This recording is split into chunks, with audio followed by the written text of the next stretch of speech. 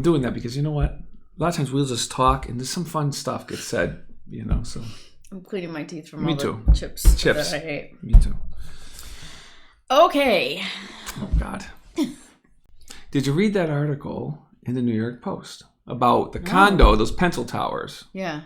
These pencil towers are going up everywhere in New York City. Yes. And to me, they sort of look ridiculous.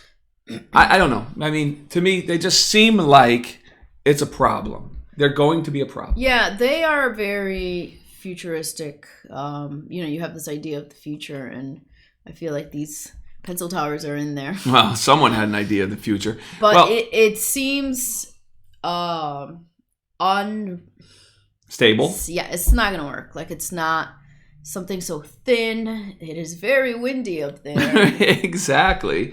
So this article says condo board at Lux NYC skyscraper sues over 1,500 design flaws. So let me bring that up just so I'm going to put it up. Sheesh.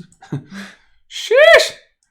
So that's what it says, and I'm going to read it. I'm going to read it to you now. Not good. No, definitely not good.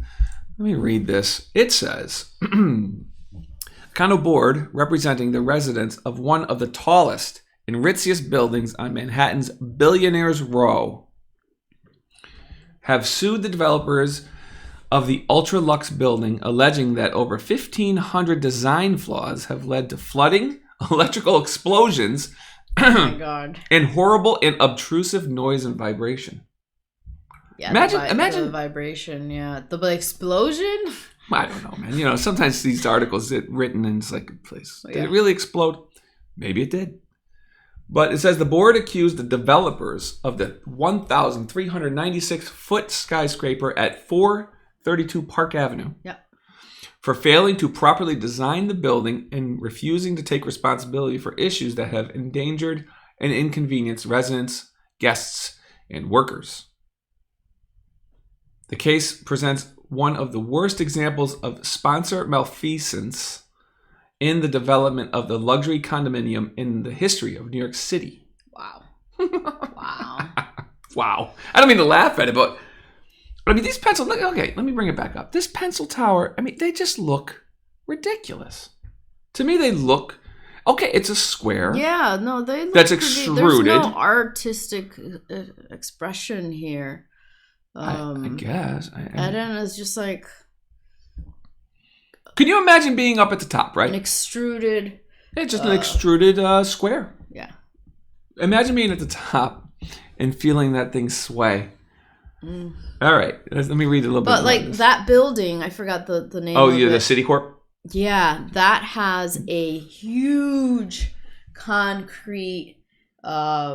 it's a residence, no, not residence. Oh, residence stabilizer, basically so a dead weight at top. That building, as you can see, if you can point it out. Bring it up again, right here. Much more heftier building, has a big block of concrete that as the building moves one direction. It deadens the sound. It deadens the movement. Moves in the other, so you don't have that vibration. Right, where are you putting that in this pencil tower? Where are you putting that in a pencil tower, right? So... I guess you could, but I guess you could. I have no idea the design of it. I would do it like 3/4 of the way or something. I love this. And it's drawn celebrity buyers like then couple Jennifer Lopez and Alex Rodriguez, who sold their 4,000 square foot pad in the Midtown Tower for almost $2 million, under the asking price in 2019. They're saying that this thing is like you couldn't even sleep with the sound of this thing moving in the wind. What a nightmare. How do you even fix that? I guess they gut the place and stabilize all the structure, but for lateral movement... How do they not plan for that? How do they not plan for swaying? I don't know. I'd love to know who the structural engineer was. See, architects come up with the idea. And an architect will design with the idea of... almost without structure. Mm-hmm. A good architect designs with structure, but when you start off, you try to come up with the most radical, especially when you're given the opportunity by a client to come up with the most radical design. Yeah.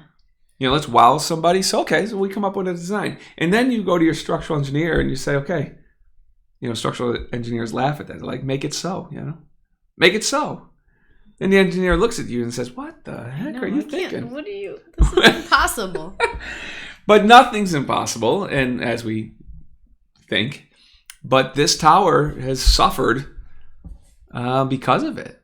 Wow. I can only imagine that they'd have to gut the place, remove all the interior partitions, etc., anything in the way, and look at the structure and start over. I think they should just. How do you demolish? Start over, yes, and just tear it. But okay. No, that is another thing. How do you demolish this huge building in New York City? We know what happens when a building falls in New York City. We've seen that in 9/11. It's not pretty for the city. No. Even under a controlled fall. Right. It's not pretty because they that would dust have to goes take somewhere. it down in pieces from the top down. I bet you. If you think about Abu Dhabi and Dubai, I bet you they've already figured out how to take down their own tall buildings. Someone knows how to. I don't know how to take a building down like that. I don't know. Yeah, I'm sure that someone has to know exactly. So let me ask you a question. I'm going to ask a serious question. Do you have any sympathy for this? Billionaires Row, a building where only the wealthiest people in the United States we will never touch their money. Do you have any sympathy? There are still people, even though they're billionaires. Okay. No, but Listen. Sympathy. No, I have sympathy. My heart goes to the architect because we have issues in our projects. Yeah, small issues here and there. Small issues, but still, it pains us because we always want to provide the best service to our client.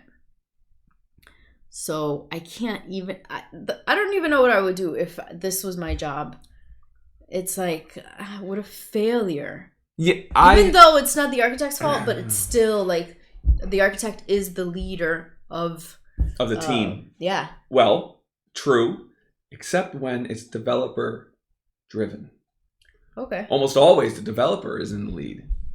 Yeah. And you never know what the architect was told to cut, not cut. Or when it was built under developer's directive, what was omitted. So this is going to be a legal nightmare. Yeah, but as the architect, there's ethics here.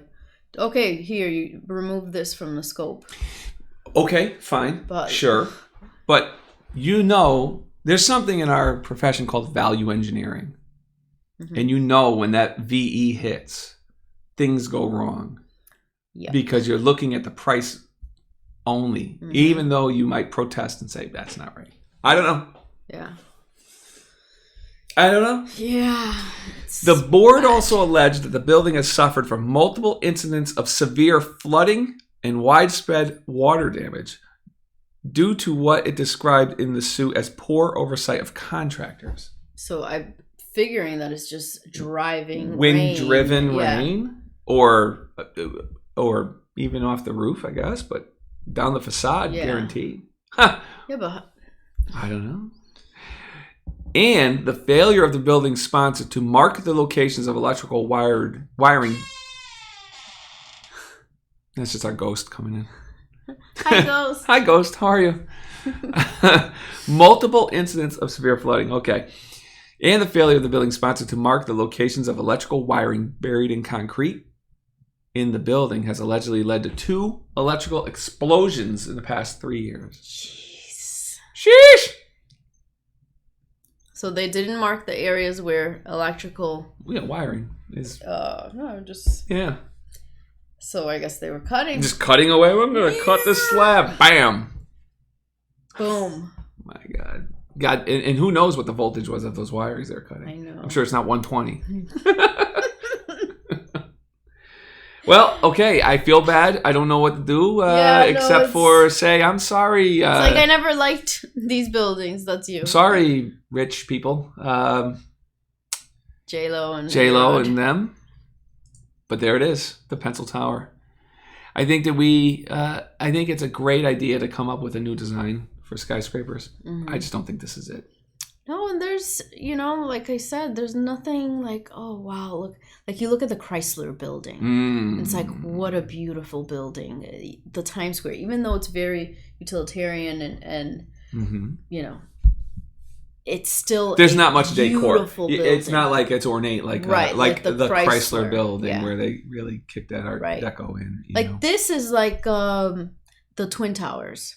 The Twin Towers were minimalist. Yeah, modern, very minimalist, sure. Yeah, exactly. Sure. Not attractive buildings. But the Twin Towers really did have that exoskeleton that was, well, part of its downfall when the planes hit it, but also was very unique to have the facade be the structure itself. No, I mean, so there was some design to it, and also that facade. It was a kind of a weave. It was very interesting. Yeah. You know. But you missed that. You had to go close to see. That's why the windows were like these slots. Yeah, like they were not very. No, but wide. As a whole, like if you see it from a distance, the Twin Towers is it's kind of the same shape, a little bit wider. Beefier. Sure. I remember. Okay, going long, but I'll just say I remember being at the what was it called? Windows of the World. I have a picture of me and a couple of my friends up there in 1997, and you see the sway. You didn't feel the sway when you were up there, but you definitely saw when you looked out those windows of the World Trade Center. Yeah. You knew you were moving, but you didn't really feel it. I think it was the deadening aspect of the dead weight that they would, whether it is a water tank or concrete or what have you on the top of it. Floor. It really deadened that feeling of swaying. But I remember looking out, going, "Oh, don't look out the window." No, I don't. I was young. I was really little when I went to the Twin Towers and. Yeah. I went up to that like the restaurant observatory. Oh, okay. Observation deck. Yeah. Well, there you go. We'll see what happens with these pencil towers. Yeah. Good luck. Interesting. Bye. Later.